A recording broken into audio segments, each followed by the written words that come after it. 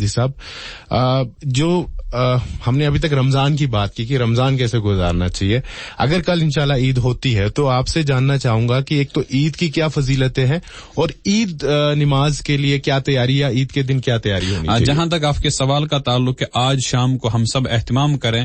ابھی چونکہ موسم کچھ ٹھیک ہو رہا ہے, ممکن ہے کہ شام کو ہم دیکھیں اور موسم فضا بالکل صاف ہوگی تو چاند دیکھنے کا اہتمام کریں.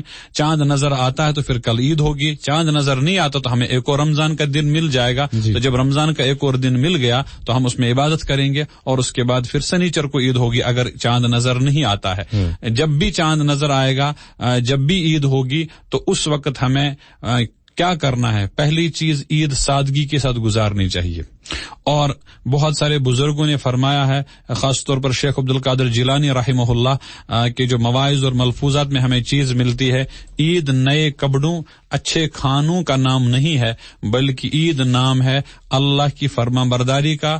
اللہ کی جو فرما برداری ہم نے رمضان میں کی ہے, ہم نے کتنی فرما برداری کی, تو اس کے انعام کے طور پر اللہ نے یہ عید کا دن رکھا ہے کہ میرے بندوں نے رمضان میں میری بہت زیادہ عبادت کی, تو اب ان کو میں جو انہوں نے مانگا ہے وہ ان کو عطا کروں گا. اسی لیے عیدگاہ جاتے ہوئے فرشتے بھی آپ کے استقبال کے لیے آتے ہیں اور اللہ کی طرف سے آپ کو پیغام پہنچاتے ہیں کہ اللہ کی رضامندی آپ کو مل گئی ہے. اللہ کرے یہ عید ہمارے لیے اللہ کی رضامندی کا پیغام لے کر آئے. یہ عید کی نماز 2 رکعتیں ادا کی جاتی ہیں اور نماز کے بعد خطبہ دیا جاتا ہے, 2 خطبے. ان دونوں چیزوں میں آدمی کو شرکت کرنی چاہیے. یہ 2 رکعتیں عید ادا کی جاتی ہے, اس میں پہلی رکعت میں جب آپ تکبیر تحریمہ پڑھتے ہیں اور اس کے بعد ثنا پڑھتے ہیں یا اس نماز کو زبانن سے, اس کے بعد 3 مرتبہ تکبیر زائد واجبات ان کو کہتے ہیں, اللہ اکبر کانوں تک ہاتھ لیتے ہیں, اور اس کے بعد 3 مرتبہ یہ عمل کرنے کے بعد پھر ہاتھوں کو باندھ دیا جاتا ہے. امام صاحب قرات شروع کرتے ہیں سورہ فاتحہ اور دوسری سورت کی,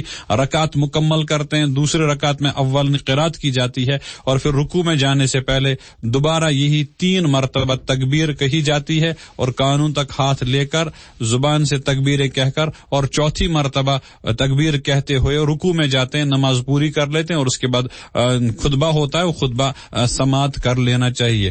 غریبوں کا خیال رکھیں, غریب پرور بنے اور اپنے بچوں کی تربیت اس طور پر کریں. اگر آپ کسی غریب کی مدد کرنی ہے تو کبھی کبھی کچھ رقم اپنے بچوں کے ہاتھ میں دے کر اپنے نگرانی میں یہ کہیں کہ یہ اس انکل کو دے دو, اس لیے کہ عید کے لیے ہماری ذمہ داری ہے ہم ان غریبوں کا بھی خیال رکھیں. تو بچے کی بھی تربیت ہوگی کہ ہمیں بھی اپنے آس پڑوس میں لوگوں کا خیال رکھنا ہوتا ہے.